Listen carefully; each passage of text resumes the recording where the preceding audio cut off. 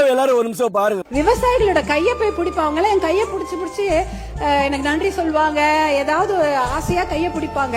அந்த கை அப்படி கரடு முரடா ரஃப்பா கரம்பு காய்ச்சி போய் காயம் போயிருக்கும் அந்த கை. சௌமியா எம்எல்ஏ மேடம் வந்து பாத்தீங்கன்னா எங்களுடைய வழியை வந்து அவ்வளவு அருமையா சொன்னாங்க. என்னன்னு பாத்தீங்கன்னா எங்க கையில காப்பு காய்ச்சி கிடக்குது, விவசாயிகளா பாவம், அவங்களுக்கு தேவையான நிதியை ஒதுக்குங்க, அவங்களுக்கு வந்து இன்னைக்கு ஒரு வேளை நிம்மதியா சாப்பிட்டு பட்டுன்னு தூங்குற அந்த சந்தோஷத்தை கொடுங்கன்னு சொல்லிட்டு பாத்தீங்கன்னா பேசியிருந்தாங்க. ரொம்ப மகிழ்ச்சியா இருக்கு மேடம்.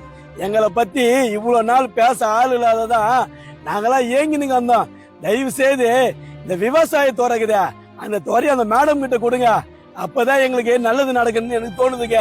உங்களுக்கு எல்லாம் என்ன வந்து கமெண்ட்ல சொல்லுங்களா மேடம். ரொம்ப ரொம்ப நன்றி மேடம், அவ்வளவு அருமையா பேசுறீங்க மேடம். எங்களை பத்தி எங்க வழிகளை அவ்வளவு அருமையா சொல்றீங்க, ரொம்ப சந்தோஷமா இருக்குது மேடம். ஒவ்வொரு பாயிண்டும் அவ்வளவு சூப்பரா பேசுறீங்க மேடம். மேடம் உண்மையா சொல்றேன், உங்களை மாதிரி எல்லா எம்எல்ஏ வந்துட்டாங்கன்னா தமிழ்நாட தொட்டு பார்க்க கூட எல்லாரும் பயப்படுவாங்கன்னு நான் நினைக்கிறேன் மேடம்.